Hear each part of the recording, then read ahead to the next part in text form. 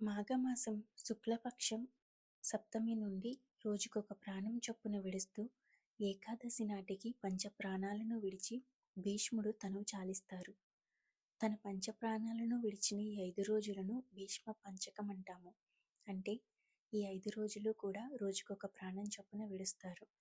మనందరం వాడుక భాషలో అంటుండేది నా పంచప్రాణాలు పంచప్రాణాలు అని. అందరికీ వీటి గురించి ఐడియా ఉండే ఉంటుంది. ఎవరికన్నా ఆసక్తి ఉంటే తెలుసుకోవాలి అనుకుంటే కమెంట్ చేయండి, వీడియో చేయడానికి ప్రయత్నిస్తాను. భీష్మాష్టమి షార్ట్లో చెప్పుకున్నట్టుగా ఉత్తరాయణ సమయం వరకు ఎదురు చూసిన ఆ భీష్ముడు ఈ ఏకాదశి రోజున ధర్మరాజుకు విష్ణు సహస్రనామాలను ఉపదేశించి ప్రాణం విడుస్తారండి. అయితే అంతటి మహనీయుడు, ఎప్పుడు కావాలంటే అప్పుడు ప్రాణం విడవగల మహనీయునికి ఉత్తరాయణంలో వచ్చే ఏకాదశి కోసం ఎదురు చూడాల్సిన అవసరం ఉంది అంటారా? ఆయన ఎన్నో వరాలు పొందారు. అసలు ఆయన లేనిదే మహాభారతమే ఉండదు.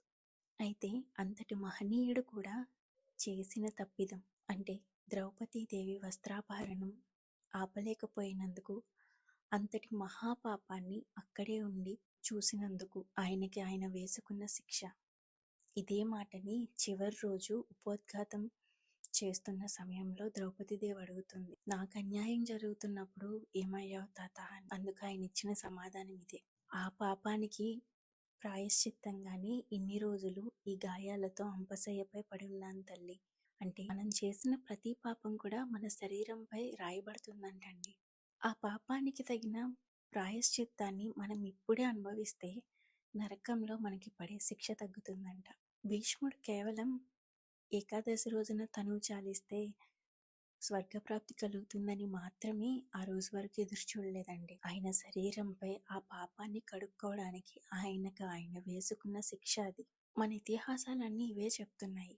ఈ పూజ చేస్తేనో ఈ వ్రతం చేస్తేనో మీకు మార్పు జరిగిపోతుంది, లేదా మీకు కోట్లు కలిసి వస్తాయి అని చెప్పట్లేదు. అవి చేయడం వల్ల మనం చేసిన పాపాలు తగ్గుతాయనే చెప్తారు.